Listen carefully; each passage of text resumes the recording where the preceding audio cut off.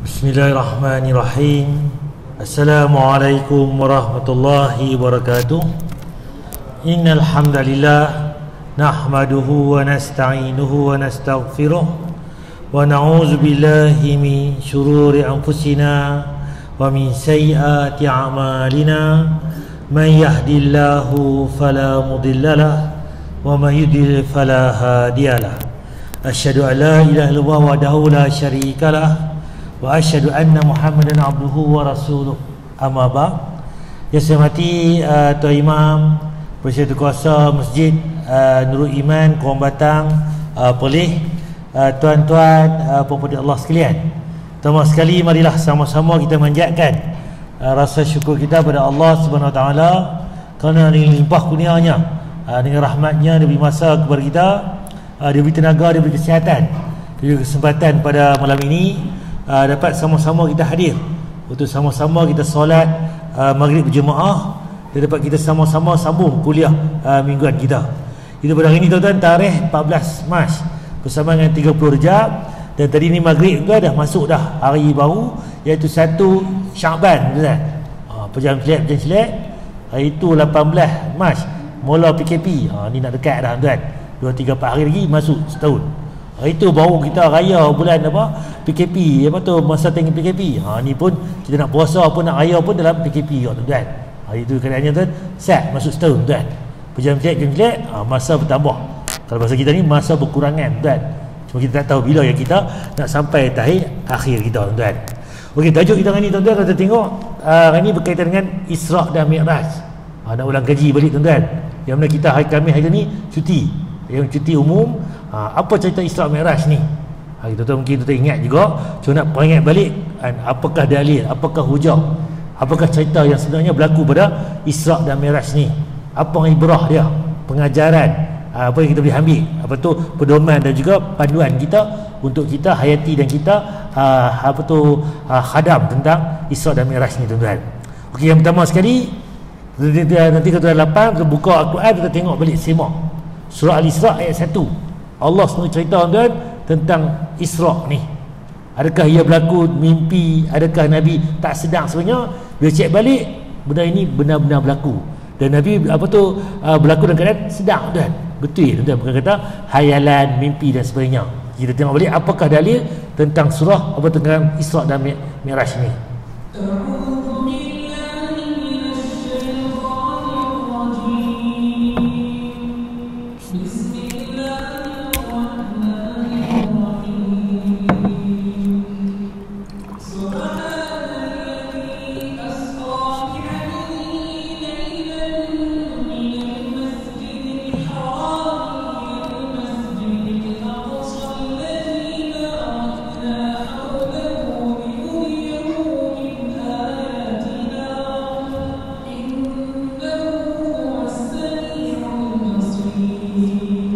Ayat 1 ni Allah berfirman dalam surah Isra' yang bermaksud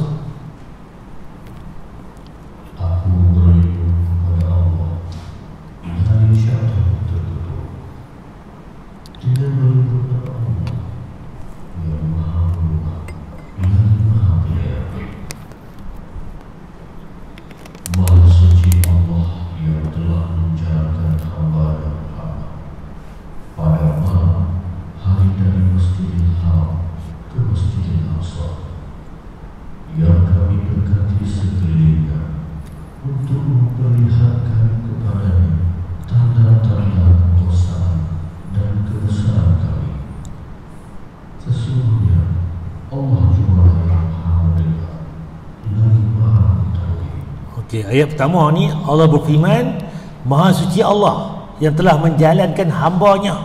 Siapa hambanya tu? Nabi Muhammad SAW. Bila berlaku cerita ni? Pada malam hari, bukan siang, bukan pagi tuan. Itu di malam hari. Daripada mana? Daripada Masjidil Haram Mekah ke Masjid Aqsa Palestin. Di satu malam itu Allah memperjalankan hamba dia Nabi Muhammad daripada mana? Mekah ke Palestin. Dan kemudian Allah kata kami berkati sekelilingnya. Mana berkati itu? Tempat Palestin tu, itu Masjid Aqsa, yang mana Baitul Maqdis. Sebab tu tuan-tuan, kalau kita tengok balik Allah ustaz, depa duk perang dengan Israel ni, Palestin pergi kat depa lah, negara depa, Gaza apa semua tu. Kita Perlis, Kedah, Malaysia, kita negara kita. Betul, itu satu sudut. Tapi rupanya tuan-tuan, dari segi hak waktu tanah Islam tuan-tuan, Palestin tu, tanah Masjid Aqsa itu hak kita bersama. Yang kita kena jaga tuan. Sebab apa? Kalau kita tengok balik sejarahnya, Masjid Aqsa ni kiblat pertama kita tuan. Awalnya semayang menghadap ke Masjid Aqsa ni. Kemudian barulah apa tu diubah menjadi ke arah kiblat di Baitullah tuan. Dan kalau tengok balik tuan, 3 buah masjid ni pahala dia berbeza semayang. Itu semayang, kita semayang tadi ni maghrib berjemaah 3 rakaat di masjid apa? Nurul Iman Kurang Batang. Kalau kita semayang di Masjidil Haram, satu solat maghrib di sana contohnya 100,000 kali ganda. Kita tadi ni maghrib kena buat 100,000 kali maghrib baru sama satu maghrib di Masjidil Haram. Bayangkan pahala dia berlipat-lipat kali ganda. Dari yang sama juga diceritakan kalau kita semayang di Masjid Nabi Madinah tu, pahala dia satu solat di sana, contoh insya lagi. Semayang di Masjid Nabi Masjid Madinah tu, satu solat di sana 1000 kali solat di masjid kita. Kita insya lagi kena buat 1000 kali insya, baru sama satu solat di Masjid Nabi. Dan yang ketiga pula Masjid Aqsa ni, dari yang sama dia sambung, siapa solat di Masjid Aqsa Palestin tu, satu solat di sana 500 kali ganda masjid lain. Nampak tuan, kita main tadi ni subuh esok ni kata contohnya Masjid Aqsa sekali dah 500 kali ganda kena buat subuh tuan. Jadi pahala dia berlipat kali ganda. Ustaz, esok saya Aisyah nak mayang masjid Kuala Perlis, terapung Kuala Perlis, atas hayang. Pasal apa? Oi, pahala lebih ustaz mayang atas hayang. Contoh, tak ada. Atas hayang ke, dalam gua ke, orang buat masjid atas Wang Kelian ke, atas bukit ke, lepas ni contohnya pahala sama kan. Masjid Arau ke, masjid Putrajaya ke, masjid Negara ke, semua masjid itu pahala sama. Tapi kalau 3 buah masjid kita pergi ni ada beza dia. Seperti Nabi kata, kalau nak bermusafir, pilah cari 3 buah masjid ni. Itu yang tuan, ada kelebihan dia. Kalau masjid-masjid lain sama saja. Jadi itu pahalanya tuan-tuan. Sebab tu kita kena jaga masjid Palestin ni, Masjid Aqsa ni, sebab hak kita bersama tuan. Sebab Allah berkati di sekelilingnya tu. Kemudian Allah kata lagi, aku memperlihatkan tanda-tanda kebesaran kekuasaan Allah. Sesungguhnya Allah jualah yang maha mendengar lagi maha mengetahui. Untuk belum tuan-tuan, peristiwa Isra Mi'raj ni berlaku pada tahun Nabi yang mana isteri dia meninggal. Khadijah ni isteri dia yang mana dia sayang tuan, meninggal dunia. Selepas tu pula tuan, bapa saudara dia pula Abu Talib meninggal dunia. Yang mana bapa saudara ni, tak mana Nabi pergi, dia akan pertahankan Nabi. Tapi perlu Islam tak? Tak perlu Islam tuan. Itu tuan. Tapi sayang nak Nabi, sayang tuan. 2-3 hari lepas tuan, ada perasmian masjid Ali bin Abi Talib. Tak mana tuan-tuan? Di polis kita ni, di Masjid Perawah Datuk Keman tu. Nama masjid tu nama Masjid Perawah dulu ni. Dia tukar nama lah ni Masjid bin Ali bin Abi Talib. Aku tu mana Masjid Ali bin Abi Talib ni, tak mana ni. Masjid Perawah tu yang tu Keman tu, itu nama baru lah ni. Itu ada beberapa forum lah tentang Ali bin Abi Talib. Okey, ni yang pertama. Kita yang kedua tuan, apa yang berlaku Isra ni? Apa maksud Isra? Isra ni perjalanan Nabi Rasulullah SAW dari Masjidil Haram Mekah ke Masjidil Aqsa Palestin. Kalau Mekah depan ni, Palestin di sana ni, Nabi diperjalankan. Satu malam itu Mekah Masjidil Haram diperjalankan ke Masjidil Aqsa. Itu nama Isra, diperjalankan. Itu yang pertama. Pertama Mekah, ni gambar ni semua tahu lah, yang pergi haji, yang pergi umrah, kita tengok kan, gambar-gambar pun banyak lah ni.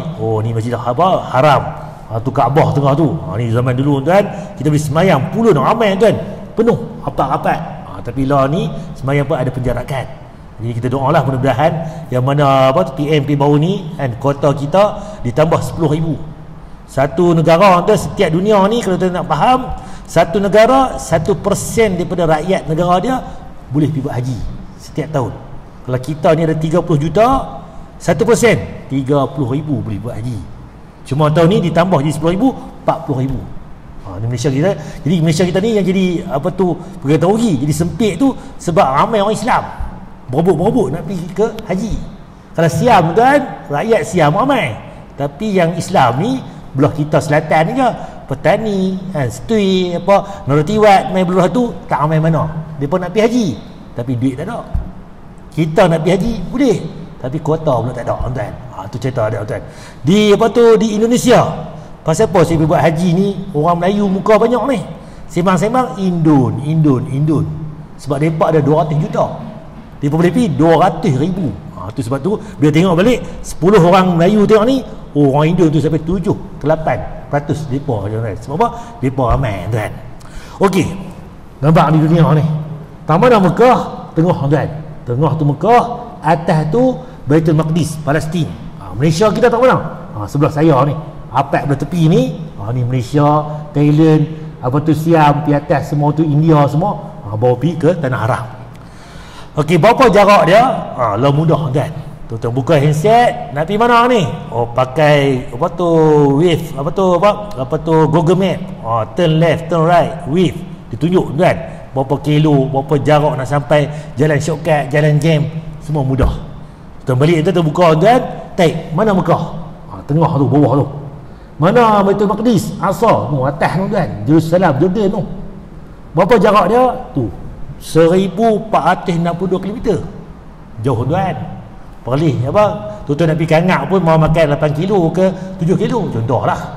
Tu pun ambil masa kalau nak gerek, kokrek, perlu juga. Lu naik motor, lapang sikit, nak kereta sat tuan. Jadi zaman Nabi ni naik apa? Unta tuan. Naik kadal, jalan kaki, kuda sebagainya. Makan hari tuan. Kalau sembang pun, Pak Mat ni semalam duduk sembang kita elok ni, kita kopi. Kata pi Johor, balik dah pagi ni. Contoh, orang tak heran. Sebab apa? Naik ETS, naik komuter, naik kapal terbang sejam, 2 jam sampai tuan. Tapi bayangkan 1400 km Perlis pergi KL 500 km. KL pergi Johor Baru 400 setengah, 300 setengah lah kata. Jadi Perlis pergi Johor tu baru 1000 km tak sampai. Pergi Johor patah balik pula, mai KL balik. Tuan, lebih kurang gitulah anggaran dia. Ataupun tapah mai ke apa tu Perak balik tuan. Jadi itu jarak dia. Jadi zaman Nabi tu kalau kita cerita kan, orang kata bohong. Ada kopi satu malam je. Hampir naik apa? Jadi akan jadi pelik benda ni. Sebab tu tuan, peristiwa ni pada asalnya, awalnya tak ramai orang yang percaya. Tambah lagi orang kafir. Lagilah orang musyrik Mekah tu tak percaya dengan Nabi SAW. Okey. Nabi naik apa tuan-tuan? Ni, burak. Sejenis kenderaan yang mana diceritakan dalam hadis sahih. Burak ni kilat cahaya, sepatah kilat, cepat. Yang mana dia ni sejenis daripada makhluk menyerupai haiwan. Besar sedikit daripada khimar, kadal.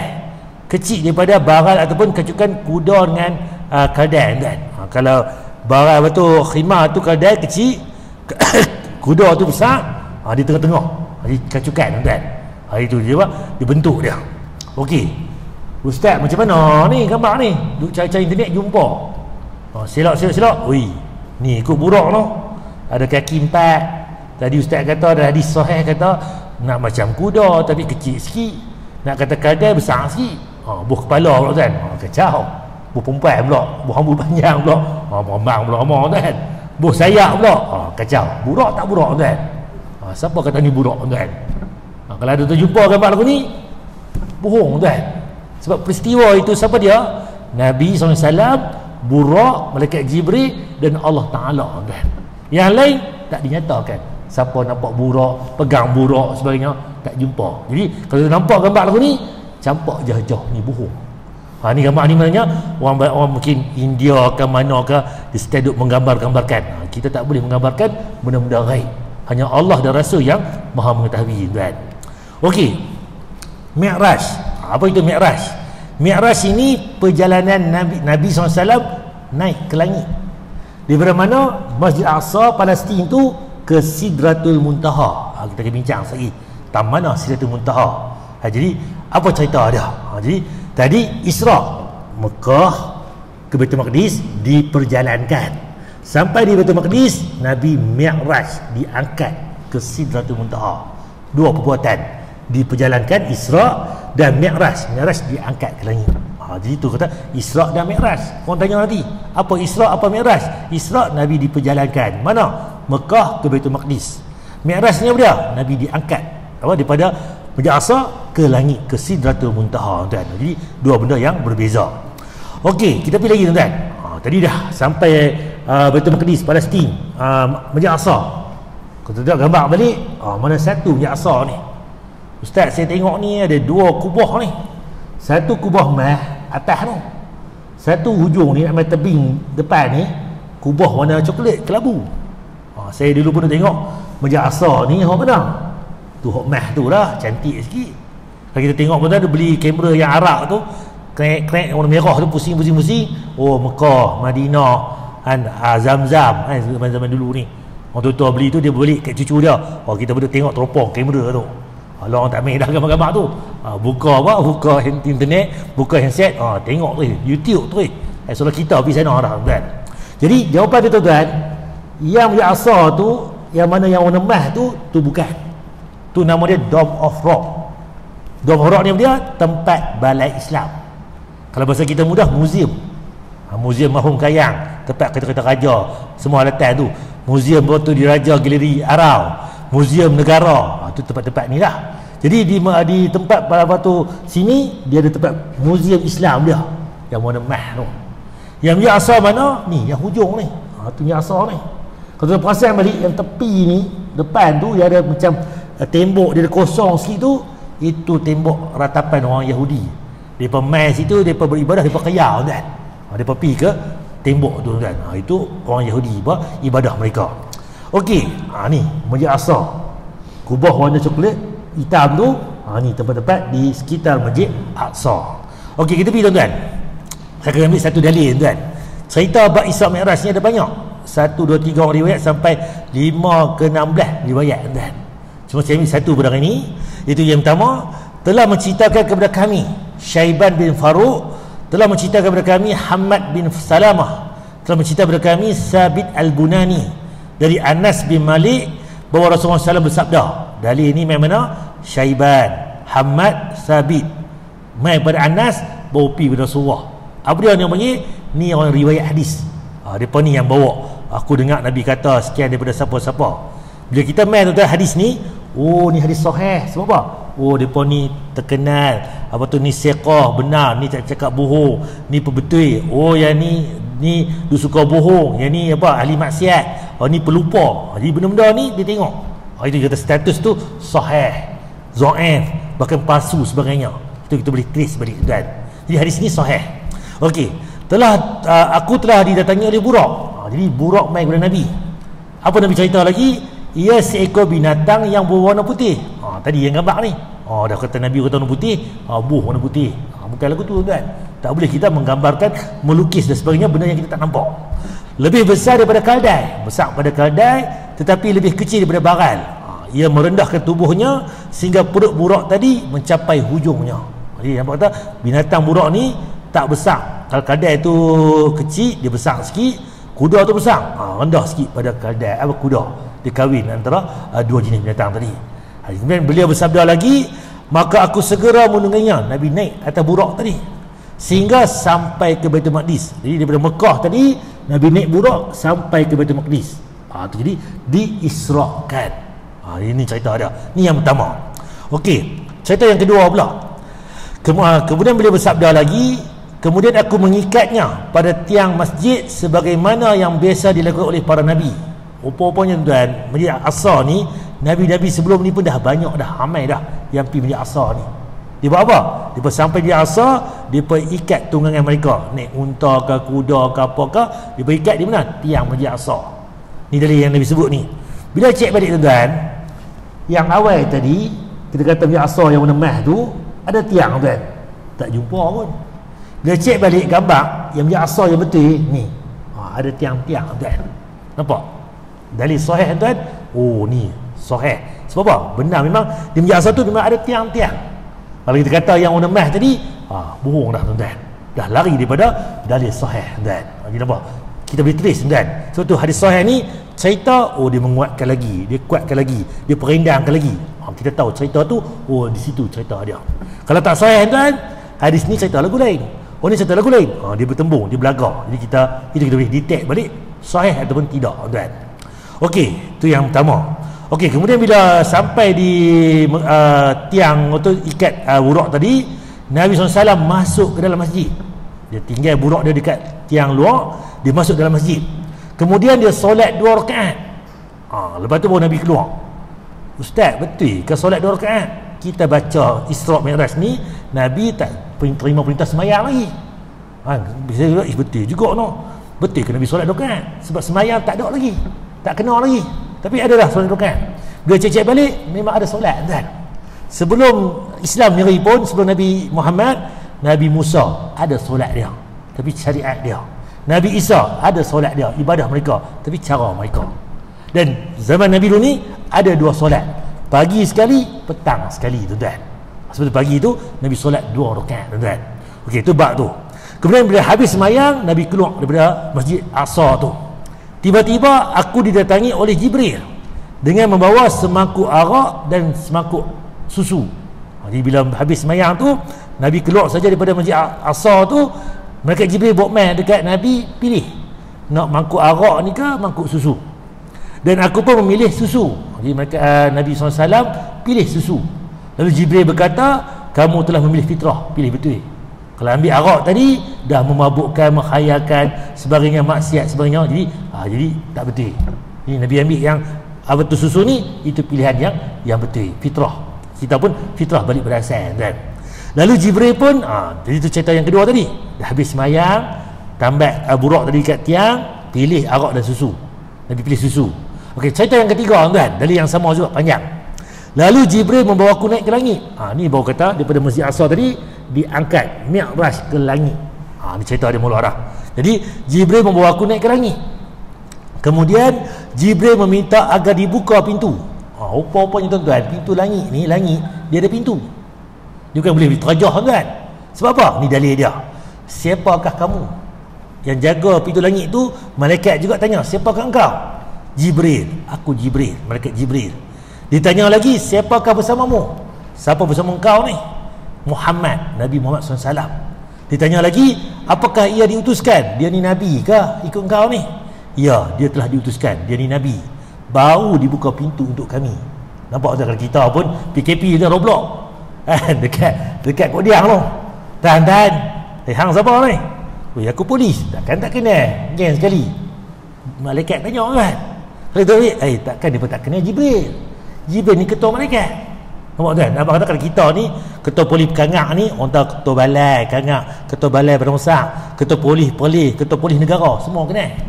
Tapi nampak kata tuan, malaikat ni tak ada kompromi dan depa tak kenal pun Jibril ni. Nampak tuan? Nampak kata kalau kita ni takkan tak kenal, buka kita akan lagu tu. Tak. Nampak kata masuk pintu langit pertama pun dah ditahan dah. Okey, soalan dia, Ustaz, bintang langit, bulan, matahari yang ada ni, tu langit yang ke berapa? Wallahualam. Mungkin tiket pertama pun tak sampai tuan. Nampak tuan? Yang mana Muzaffar pi ke apa tu di atmosfera tempat langit tu, yang mana pi ke bulan ke mana tu kan, tu pun mungkin tak sampai langit pertama lagi. Wallahualam tuan. Nampak tuan-tuan? Okey, lepas dibuka pintu langit, kemudian kami tiba-tiba datang bertemu dengan Nabi Adam AS. Dia menyambutku serta mendoakanku dengan kebaikan. Di langit pertama tu ada siapa? Ada Nabi Adam AS. Itu langit yang pertama. Kita pergi lagi tuan. Lalu aku dibawa naik langit kedua. Naik langit kedua tuan, benda yang sama juga. Jibril ditanya, ada malaikat jaga langit yang kedua ni. Siapakah engkau? Siapakah kamu? Jibril. Siapa bersama engkau? Muhammad. Adakah ia diutuskan? Ya, ia diutuskan. Baru dibuka pintu langit kedua. Dan di sana tuan-tuan jumpa dengan Nabi Isa AS, Yahya bin Zakaria, Nabi Yahya. Dua Nabi berada di langit yang kedua. Dan mereka pun menyambutku dan mendoakan kebaikan untuk aku. Ini langit kedua. Langit ketiga pula sama juga, ditahan juga. Tanya juga soalan yang tadi ni. Dan yang di langit yang ketiga ni jumpa Nabi Yusuf AS. Jadi di situ kemudian apa tu ni langit yang ketiga. Dah habis langit ketiga tu, Nabi naik pula langit yang keempat. Sama juga, ditahan juga. Benda yang sama disoal, jumpa dengan Nabi Idris AS. Nampak tuan? Kemudian langit yang kelima pun sama juga. Di sana jumpa dengan Nabi Harun AS. Setiap langit ni dia ada nabi-nabi yang lain-lain. Dan langit yang keenam jumpa Nabi Musa. Nabi Musa ni ada di langit yang ke-6.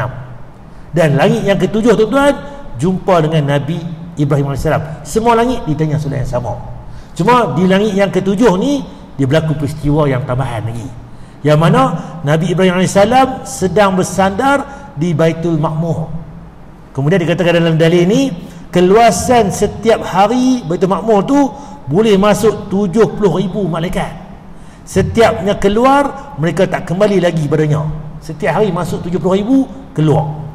Esok pula masuk 70,000, keluar. Daripada bila? Daripada dulu sampai hari kiamat. Bayangkan Abang kata, malaikat ni hamba Allah yang antara paling banyak Allah cipta. So tu jadi logik dah. Malaikat yang jaga pintu langit pun tak kenal malaikat Jibril ni. Dan wallahu a'lam. Dan sebab kita bincang tentang dalil by dalil. Okey, apa itu Baitul Ma'mur? Contoh dan jawab sini. Yuk balikan. Baitul Izza, rumah di langit dunia. Ada 2 rumah di langit. 1 Baitul Ma'mur, 2 Baitul Izza. Baitul ni rumah.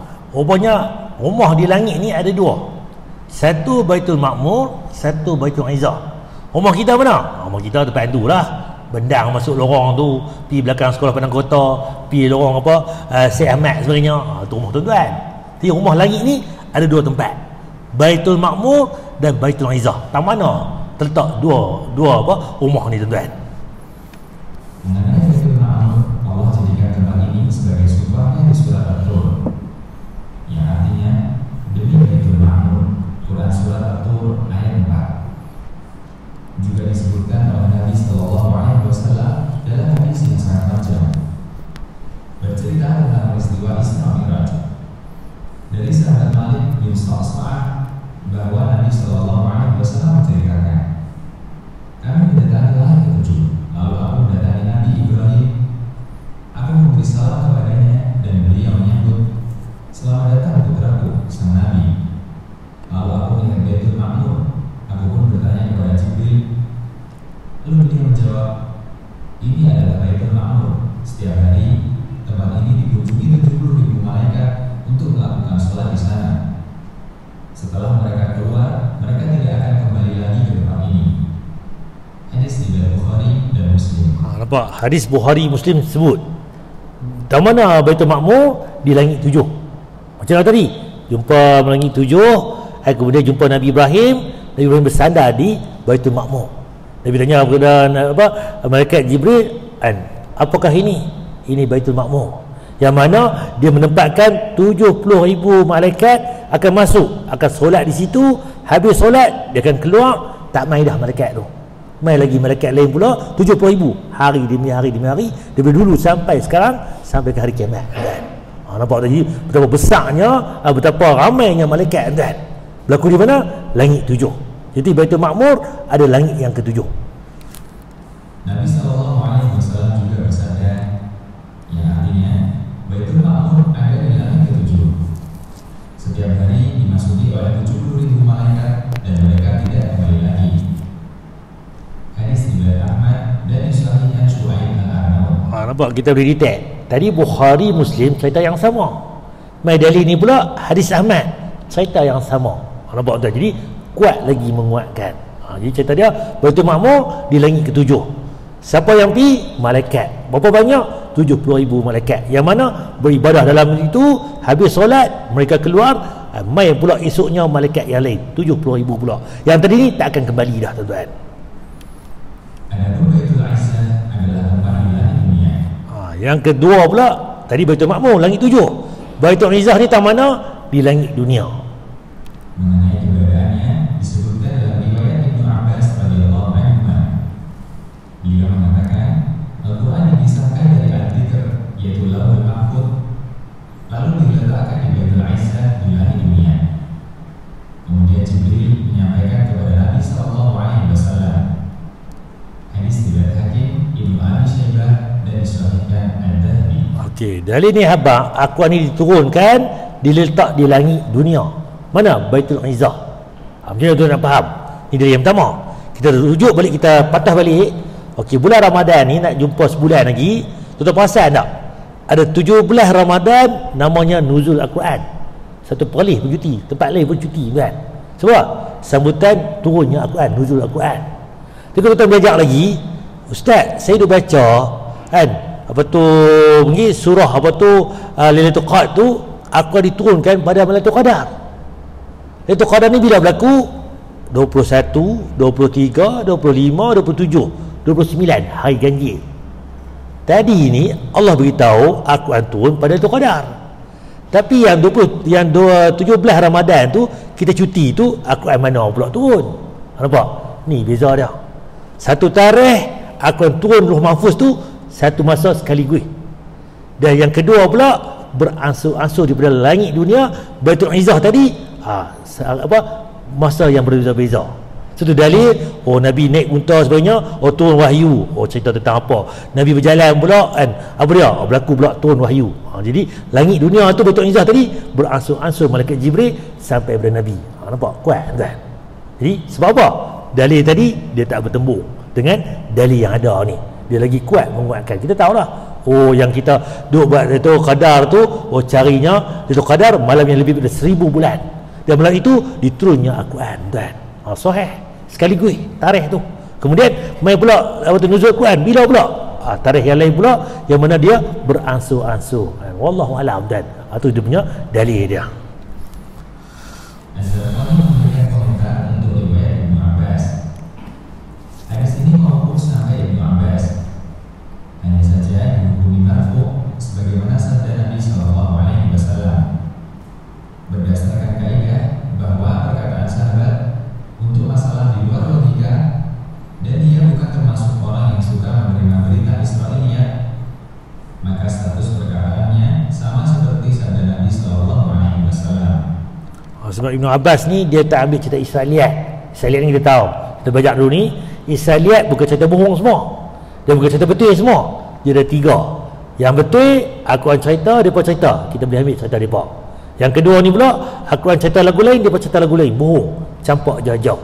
Yang ketiga pula Allah tak cerita, Nabi tak cerita, depa cerita. Nak kata salah pun tak, nak kata betul pun tak. Itu tentang Israiliyat. Jadi ada yang betul, ada yang salah, dan ada yang kita tak tahu betul ataupun salah kan. Okey, kita pergi kan. Jadi habis dalam bab langit yang ke-7. Kemudian mai seterusnya, kemudian aku dibawa ke Sidratul Muntaha. Tadi ni pada asal ke Sidratul Muntaha. Jadi taman Sidratul Muntaha ni daun-daunnya besar seperti telinga gajah dan ternyata buahnya sebesar tempayan. Tu dia tuan. Kawasan di Sidratul Muntaha tu daun-daunnya besar telinga gajah, besar tuan. Buah-buah dia pula macam tempayan, gurih kan, besar. Kalau kita harum manis pun kalau besar gurih, sekilo harum manis pun 2 biji 3 biji. Kalau 1 biji besar tempayan, berapa kilo tuan. Jadi bayangkan dia punya tempat itu berbeza dengan kita.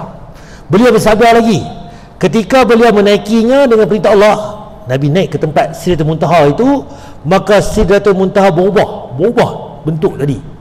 Tidak ada seorang pun dari makhluk Allah yang mampu menggambarkannya keindahan kerana indahnya. Jadi makhluk kita ni, kalau kita kata pi apa orang Kelian tengok cantik pekan perlis ni, pi mana? Pi apa Switzerland tu dia tempat ada 4 musim. Pi mana air terjun, pi apa gua ke, pi mana laut ke, cantik lagu mana mata kita lihat. Tempat yang Sidratul Muntaha ni manusia atau makhluk lain tak pernah sampai, tak pernah lihat keindahan itu. Lalu Allah memberikan wahyu kepada beliau. Di situlah dapat wahyu. Dengan apa? Mewajibkan solat 50 waktu sehari semalam. Haram pertama tuan, kita asas semayang ni bukan 5 waktu, 50 waktu tuan. Jadi kita semayang 50 waktu. Jadi inilah berlaku cerita tuan. Lalu aku turun dan bertemu dengan Nabi Musa. Kita bincang tadi Nabi Musa di langit yang ke-6. Jadi Nabi Musa tanya kepada Nabi Muhammad SAW, apakah yang telah difardukan oleh Tuhanmu kepada kamu, kepada umatmu? Apa yang Allah suruh buat engkau dan umat kau ni? Nabi SAW bersabda, solat 50 waktu. Kami kena semayang 50 waktu. Nabi Musa Nabi Muhammad beritahu kepada Nabi Musa. Nabi Musa pun berkata balik, kembalilah kepada Tuhanmu, jumpa Allah balik. Mintalah keringanan kerana umatmu tak mampu melaksanakannya, tak mampu buat 50 solat ni panjang kan.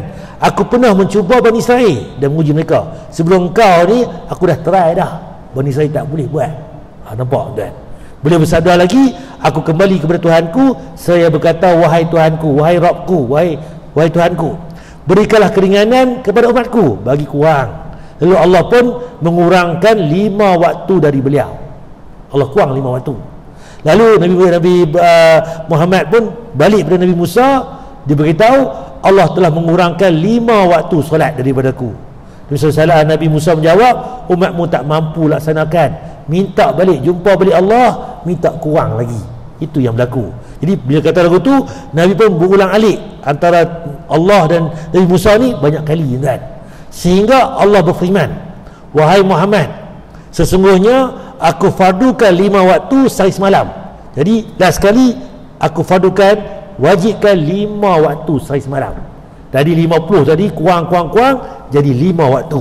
Setiap solat fardu dilipat gandakan dengan 10 kali lipat. Kita semayang 5 waktu, tapi pahala tu kali dengan 10.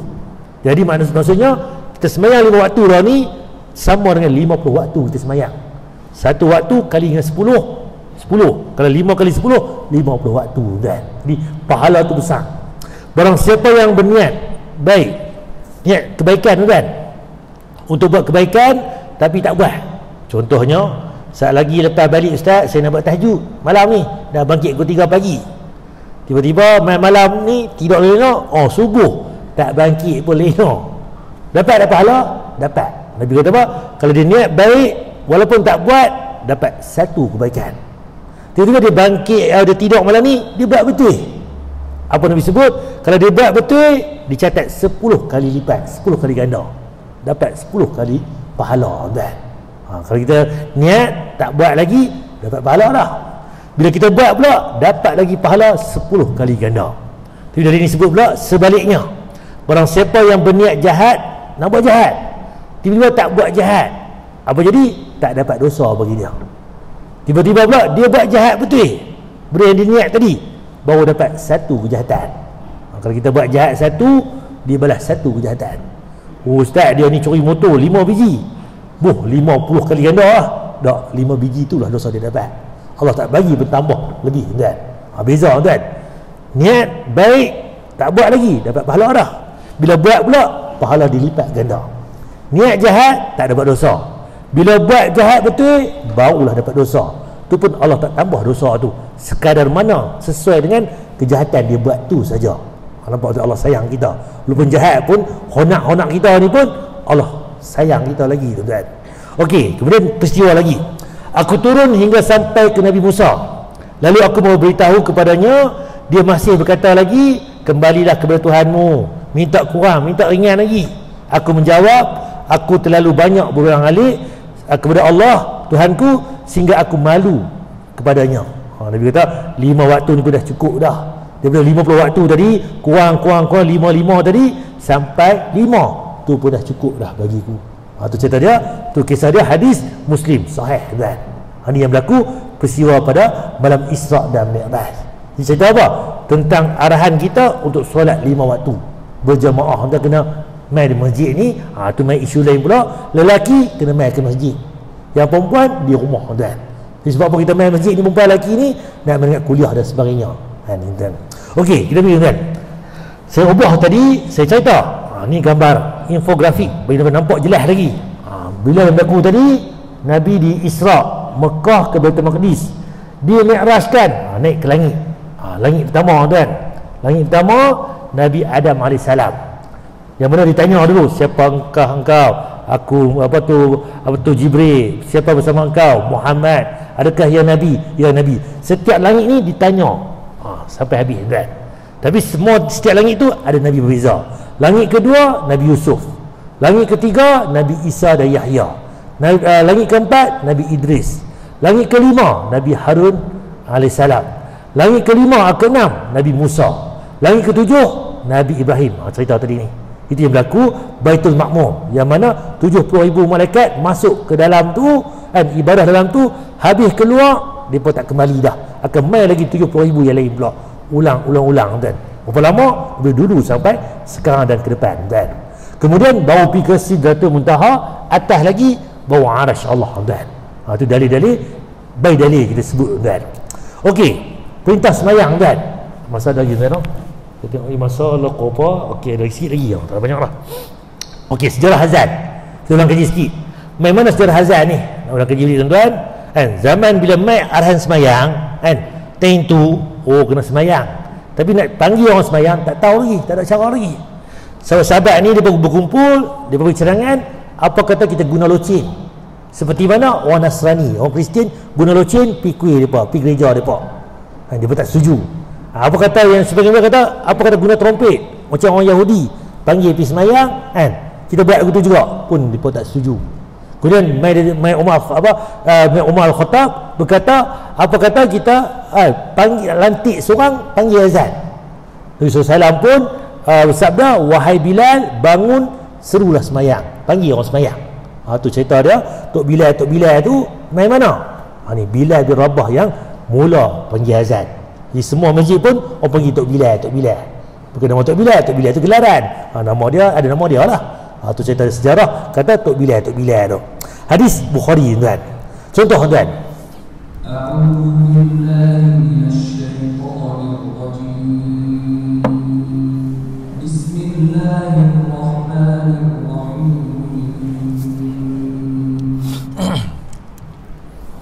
Okey, cepat kita tengok.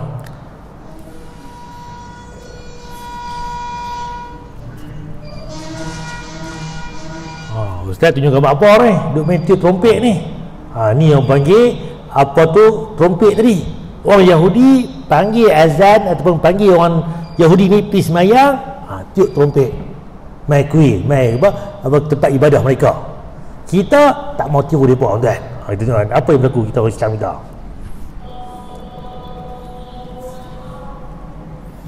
Ni di Masjid Shadian Cina.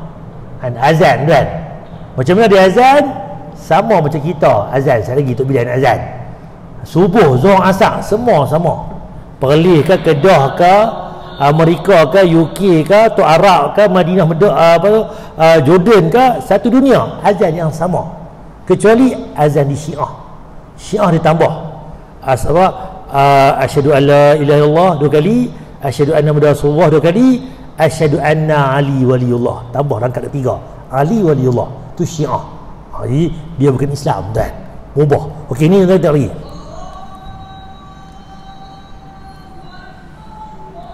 Okey, ni di Gaza. Ni perang tuan. Pasal apa depa perang di azan? Sunahnya bila perang boleh kita laum azan. Tempat lain lagi, tuan-tuan sesat dalam hutan tak tahu nak balik, tersompok sebagainya, boleh kita laum azan. Mai hujan lebat, mai angin kuat sebagainya, boleh kita azan. Tu gunanya azan. Selain panggil orang semayang, itu fungsi-fungsi azan. Kita beri tuan. Okey, ni azan yang ketiga.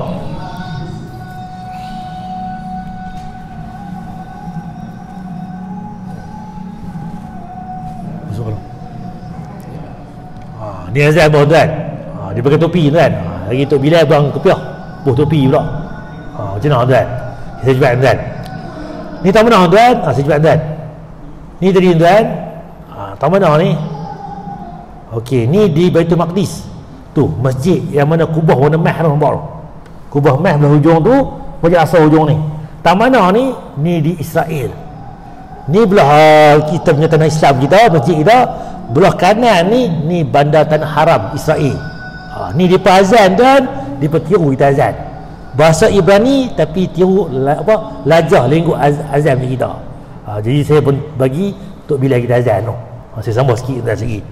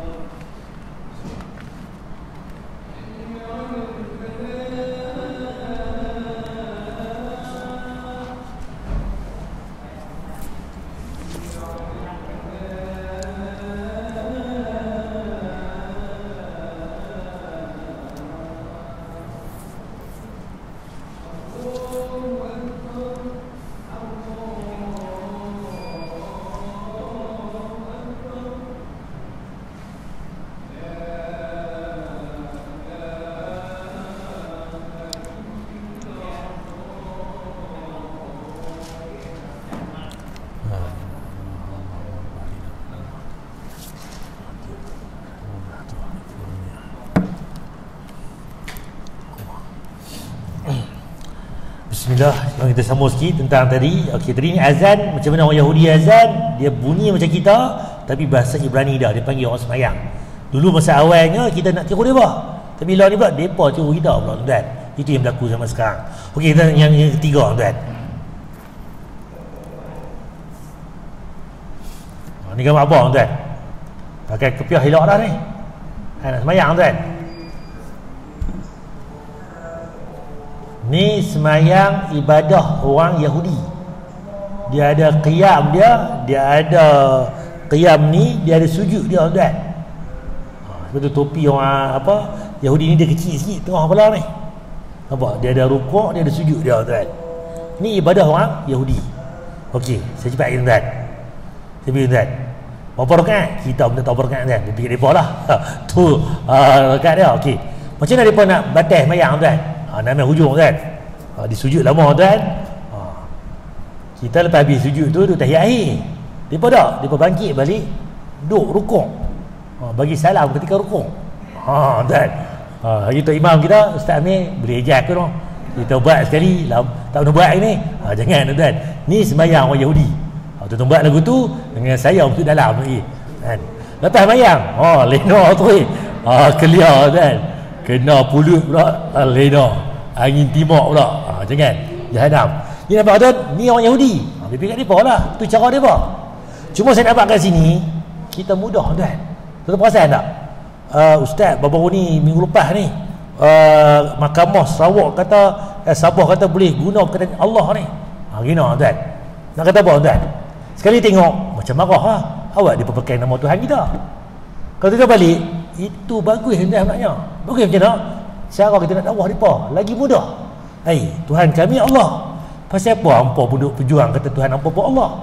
Jadi Tuhan kita ni sama lah no. Nampak tuan? Tu satu poin. Kedua pula, okey, lah ni hampa agama Kristian. Hampa sayang Nabi Isa. Siapa sayang Nabi Isa lah ni? Hampa ke kami? Kami sayang lagi. Pasal apa? Buka balik kitab Injil Kitab Injil muka surat sekian-sekian, disebut Nabi Isa semayang dahi kena lantai, dahi sujud. Orang Yahudi pun semayang dahi kena lantai, orang Kristian pun semayang dahi kena lantai. Lalu ni apa berlaku? Dekat gereja dia pun pernah semayang tuan. Semayang dia pun macam mana? Duduk atas kerusi menyanyi yang ramai. Tuan kan dalam hari ni Ahad pergi tadi, gereja-gereja tu tengok dalam TV-TV pun duduk dalam gereja tu menyanyi dia pun orkestra. Jadi siapa sayang Nabi Musa lah ni? Nabi Isa. Kami semayang dahi kena lantai sama macam mana Nabi Isa semayang. Satu kan, 1-0 lah. Kedua pula, Nabi Isa buka balik kitab hampa, sebut sendiri, bukan kami kata. Nabi Isa berhatan, masuk Jawi. Lah siapa masuk Jawi? Hampa ke kami? Kami ramai ni umat Nabi Muhammad ni, orang Islam masuk Jawi semua, dia lelaki. Lah siapa sayang Nabi Isa? Hampa ke kami? Kita sayang. Nampak? Kalau betul dia betul tu kan? Betul juga orang kita lah ni ikut siapa? Ramai masuk Islam kan? Tapi masalahnya geng kita pun tak bayang. Masuk Jawi saja, masjid pun tak jumpa. Kacau kan? Tu cerita dia. Kan? Kalau betul tu kan, mudah kan? Inilah peluang kita nak mengislamisasikan satu Malaysia kan? Tapi kita pun tak kuat, kita pun lekeh, tak ketahuan hala, tak ketahuan juih, macam-macam kan? Jadi itu cerita dia. Allah Allah kan? Di cerita dia apa pun balik pada agama yang sahih, kita akan selamat dan dunia dan akhirat. Saya pun dekat ni tuan. Jadi Isra Mi'raj ni jaga semayang. Kok mana malas pada tuan, malas orang lain tak apa lagi, malas semayang habis tuan. Sebab ni dia punya pengakhiran dia tuan.